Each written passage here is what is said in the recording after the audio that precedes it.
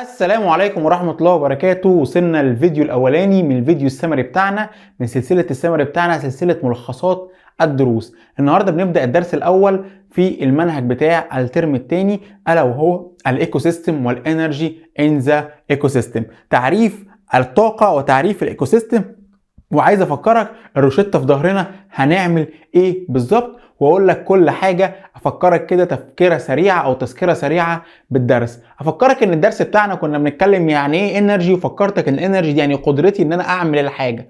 لو عندي انرجي عاليه هعمل حاجات كتيره، لو عندي انرجي قليله هعمل حاجات قليله. فقلت تعريف الانرجي الابيليتي تو دو things او تو دو something. وبعد كده قلت لك السورس اوف انرجي على كل الكره الارضيه، هتقول لي الصن، سواء كانت لايت او هيت. نمسك تالت حاجه انواع الطاقه اللي انا هشوفها في الدرس بتاعت النهارده، كانت ثيرمال انرجي، سولار انرجي، كاينيتيك انرجي، والاهم والاخطر والاكثر تداولا بين الكائنات الحيه وبعضها الا وهي الكيميكال انرجي. وقلنا كلمه كيميكال انرجي كلمه واسعه جدا، بتبدا من اول الكومباوندز اللي موجوده اللي زي الجلوكوز والسي او 2 والاو 2، واي تفاعلات موجوده دامت تفاعلات كيمياء يبقى انواع الطاقه عندنا كيميكال انرجي. وبعد كده جينا اتكلمنا عن حاجه اسمها الايكو سيستم او النظام البيئي، وفكرتك ان النظام البيئي اللي خدناه الترم الاول كان فيه شرط قوي جدا جدا جدا ان هو كلوزد، زي الصحراء، زي البحر، زي الفارم، كل واحد فيهم منغلق على نفسه بكائناته بظروفه بعناصره اللي مش حيه. وقسمنا الايكو سيستم لحاجتين، لنون ليفنج اليمنتس وليفنج اورجانيزم. قلت لك النون ليفنج اليمنتس اللي موجوده في كل الايكو سيستم عباره عن ميه، عباره عن هواء، عباره عن سويل، وكل واحده فيهم وانا عارف وانت عارف بتتغير من ايكو سيستم للتاني. حلو جدا. وكلمتك على حاجه اسمها الليفنج اورجانيزم، وقسمنا الليفنج اورجانيزم لحاجتين اكوردنج لنوع التغذيه، اكوردنج للتروفيك التروفيك ميكانيزم بتاعها، هل هي الميكانيزم بتاعها اوتوماتيك، هل هي من غير اي تغيرات ده ظروف متواجده بيشتغل اوتوميتد اوتوتروفيك، يا زي النبات انا ظروفي ثابته، كل يوم كل دقيقه كل ساعه كل لحظه هعمل فوتوسينثيز، هعمل جلوكوز. انا النهارده لو انا متضايق هعمل جلوكوز، لو انا مبسوط هعمل جلوكوز، لو انا عندي اي ظرف هعمل جلوكوز. على عكس الهيتيروتروفيك، الهيتيروتروفيك دي اسمها المعتمده، والمعتمده دي معناها ان هي بتعتمد على غيرها في الحصول على الغذاء، زي الانيمال، زي الهيومن، وزي اخر حاجه اسمها الديكومبوزرز او الكائنات المحلله. والكائنات المحلله انا فكرتك وقلت لك ان الكائنات المحلله دي وظيفتها ان هي تحلل الكائنات، ترجعها لابسط صوره موجوده علشان تفضل موجوده في السويل، والسايكل تفضل تلف تلف تلف تلف. والفانكشن بتاعها انا فكرتك ان اسمها ريسايكلينج. وافتكر ان الديكومبوزرز بحرف الدي بتعتمد على الديد تيشو سواء انيمال او بلانت. واخر حاجه عايز افكرك ان في دي كمان ان هي بتبقى ذا اند اوف او ذا اند اوف ايه الفود تشين. حلو قوي الكلام ده. طب يا دكتور حضرتك خلصت وقلت لنا الانرجي وقلت لنا الايكو سيستم، طب ثالث حاجه قلت لي يا دكتور في حاجه اسمها الويز اوف ترانسفير، هو الطاقه بتتنقل ازاي؟ قال لك الطاقه بتتنقل من الشمس للنبات عن طريق الفوتوسينثيز،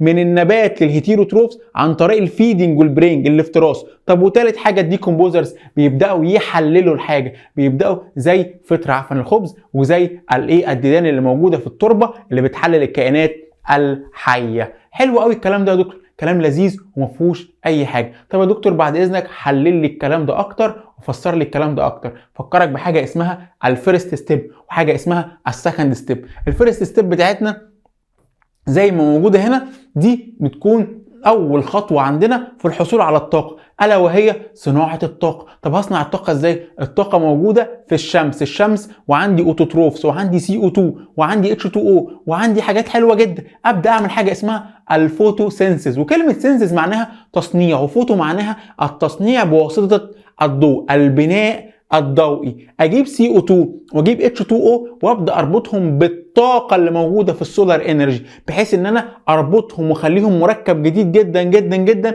الا وهو السي 6 اتش 12 او 6 الا وهو الجلوكوز، وبيطلع معاهم حاجه زياده اللي هي ال 6 او 2. يبقى انا كده معايا طاقه موجوده في كيميكال كومباوند فسميناها كيميكال انرجي. الكيميكال انرجي دي عباره عن ستورد انرجي، يعني طاقه مخزنه موجوده في الجلوكوز، وقت ما احتاجها احرق الجلوكوز تبدا الحاجه الطاقه تتحرر وابدا استخدم الطاقه دي. هنعرف قدام ان احنا بنخزنها على هيئه حاجه اسمها اي تي بيز، وبستخدم الاي تي بيز دي في انها عمله الطاقه في الخليه. اصرف بقى، انا عايز هنا ب 5 جنيه طاقه، انا عايز هنا ب 3 جنيه طاقه، وهتبدا الدنيا ب 5 اي تي بي ب 3 اي تي بي، ونبدا نتكلم على الكلام ده بالتفصيل الاسبوع اللي جاي ان شاء الله. وبعد كده دخلنا في السكند ستيب، والسكند ستيب بقى ان الطاقه بدات تتحرك من مكان لمكان. فجينا قلنا ان الانسكتس بتاعتنا الا وهي الحشرات بتتغذى على النبات. هتقول لي ليه؟ هقول لك عشان تحصل على الطاقه المخزنه اللي جوه النبات. حلو جدا. طب السمول انيمالز قال لك بتتغذى على الحشرات عشان تاخد الطاقه المخزنه اللي موجوده جوه الحشرات. طب الحيوانات الكبيره اللارج انيمال تتغذى على السمول انيمالز عشان تاخد الطاقه المخزنه فيها اللي هي خدتها من الانسكتس، اللي هي خدتها من البلانت، وتبدا الطاقه من مكان او من ليفل لليفل. افكرك انها من ليفل لليفل بتبدا تقل، الليفل ده ثم الليفل ده ثم الليفل ده ثم الليفل ده، وكل ما الليفل ما يقل كل ما الطاقه ما تقل 10%، كل ما الطاقه قصدي ما تقل 90% ويبقى منها 10%. يبقى انا كده بكل ليفل، هنا ليفل 1 ليفل 2 ليفل 3 ليفل 4 ليفل 4 لحد ليفل 6. وعايز افكرك ان اعلى رقم من الليفلز بيكون ليفل 6 ليفلز، يعني ما ينفعش تزيد عن 6 ليفل. هتقول لي ليه؟ هقول لك عشان انا فقدت قدر كبير جدا جدا جدا جدا من الطاقه. طب حلو جدا يا دكتور، انت رسمت لي رسمه حلوه جدا، قلت لي البلانت هنا، قلت لي يا دكتور البلانت، بعد البلانت انسكتس، وبعد الانسكتس في سمول انيمال لارج انيمال ودي كومبوزرز. وقلت لك الرسمه دي عباره عن الاستريشن. والاستريشن ليه؟ هتقول لي الاستريشن يوصف لي الحياه، يوصف لي الانتر اكشن اللي موجود بين الاورجانيزم بين الليفلز وبعضها. فقلنا ان الاستريشن ده سميناه فود تشين او سلسله غذائيه. وفكرتك واكدت عليك ان السلسله الغذائيه لازم تبدا باوتوتروف، بكائن ذاتي التغذيه يعرف يعمل اكله بنفسه، ولازم تنتهي بديكومبوزرز، كائن محلل يحلل الليله دي كلها ويرجعها تاني للتربه. وفي النص ان بتوين بينهم قلت لك في حاجه اسمها الهيتيروتروفز او الكونسيومرز المستهلكين. وقلت لك المستهلكين دول عشان اسهل الدنيا على نفسي لازم ارقمهم. عندي حاجه اسمها برايمري كونسيومر، عندي حاجه اسمها سكندري كونسيومر، عندي ثالث حاجه اسمها تيرشري كونسيومر. ومستوى الطاقه اللي في البرايمري اعلى من في السكندري، وفي السكندري اعلى من التيرشري، ومن التيرشري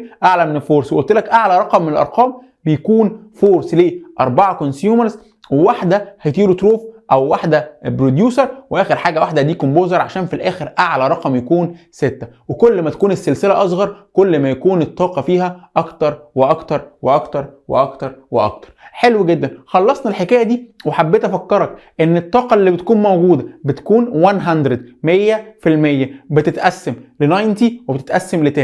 ال 10 بياخدوا البريديتور، بيجي ياخدوا الكائن اللي جاي بعديه. طب وال 90 اللي موجوده؟ قال لك ال 90 اللي موجوده دي بتتقسم على شكل 4 اشكال. اول حاجه ثيرمال انرجي على شكل هيت تعمل لي تدفئه. طب وكاينيتيك انرجي على شكل طاقه تعمل لي موفمنت. طب وكيميكال انرجي سواء موجوده في الفيتال بروسيس زي التنفس الريسبيريشن، او الاكزاليشن اللي هو انك تاخد نفس وتخرجه. وكيميكال انرجي موجوده في الويست برودكت. وخد بالك دي من اهم الاسئله اللي هتلاقيها موجوده عندك في المنهج ان شاء الله. وعايز افكرك ان الطاقه بتتنقل على شكل هرم. قاع الهرم بيبقى عنده اعلى قدر من الطاقه. لو افترضنا ان دي 100,000 او 10,000، اللي فوقيها بيبقى 1000، اللي فوقيها بيبقى 100 10 1 وهكذا. كل ما اطلع لفوق كل ما صفر بيطير، بقى طاير صفر من الاصفار اللي موجوده. وعايز افكرك ان انا لو جعان وعايز اخد اكبر قدر من الطاقه وانا مغمض هروح عند قاع الهرم عشان ده يبقى فيه اكبر قدر من الطاقه. فلما اخد انا ال 10% اخد ال1000 اخد ال1000 كلها. وبكده يا شباب عايز افكرك بحاجتين قبل ما انهي السمري ده. فكره الكيمستري اوف الانرجي ترانسفير فكره الفيرست ستيب. فيرست ستيب دي فوتوسينثيز، السورس اوف انرجي كان الصن، السايت بتاعها الكلوروبلاست اللي موجود فيه كلوروفيل، والايكويشن بتاعته الايكويشن بتاعت الفوتوسينثيز 6CO2 6H2O يدي لك جلوكوز C6H12O6 زائد 6O2. طب يا دكتور السكند ستيب، قال لك السكند ستيب دي اسمها سيلولار ريسبيريشن، ان انا بدات احرق الجلوكوز عشان احرر الطاقه اللي موجوده فيه. فهحرقه ازاي؟ عن طريق الاو2، المعادله المشهوره بتاعته جلوكوز و2 يدي لك CO2 ويدي لك ميه بلس انرجي. الانرجي دي انا هستخدمها في اي حاجه، ودي علاقه اسمها السيلولار ريسبيريشن عشان بتحصل في السيلز. افتكر ان الفوتوسينثيز بتحصل في البلانت اونلي، لكن السيلولار ريسبيريشن بتحصل في اول سيلز. كل السيلز لازم تتنفس، كل السيلز لازم تاخد نفس كويس جدا جدا جدا جدا جدا علشان تقدر تقدر تعيش. طب يا دكتور السيل ريسبيريشن بيحصل فين في السيل؟ بيحصل في حته اسمها الميتوكوندريا، الا وهو مصنع الطاقه. وبكده يا شباب افكرك باخر حاجه، ان مع ان في 90% من الطاقه لوست، الا وهي برضو بتتبع قانون اللو كونزرفيشن اللي هو الحفاظ على الطاقه، او قانون بقاء الطاقه، ان الطاقه مش بتنعدم بسبب ان هي مش بيحصل لها لوست، بالعكس دي بيحصل لها حاجه اسمها ترانسفورميشن، بتتحول من صوره لصوره تانية. الصوره الاولانيه من الاربع صور اللي عندنا، اول صوره بتكون ثيرمال انرجي، تاني صوره بتكون كاينيتيك انرجي، تالت صوره بتكون chemical for vital process and metabolic activity، ورابع صوره بتكون chemical energy like waste product اللي بتكون موجوده من خلال السيلز. وبكده يا شباب يبقى احنا شرحنا بسرعه سريعه سريعه سريعه سريعه سريعه جدا السمري بتاع الحصه بتاعتنا، ما طولناش عن 10 دقائق عشان ما تحسش ان هو تقيل. انت كده الاسبوع ده سمعت الحصه، لو انت معانا سنتر او اونلاين سمعت السمري وسمعت الفيديو بتاع ان شاء الله الفيديو بتاع التقييمات الاسسمنت بتاع الاسبوع ده، وباذن الله فيديو الهوم ورك هينزل لك في خلال اليوم او اليومين الجايين ده ان شاء الله. اشوفكم الاسبوع اللي جاي، واتمنى ان انتوا تكون درجاتكم الترم الثاني احسن بكتير من الترم الاولاني. اشوفكم يا شباب الاسبوع اللي جاي، مع السلامه.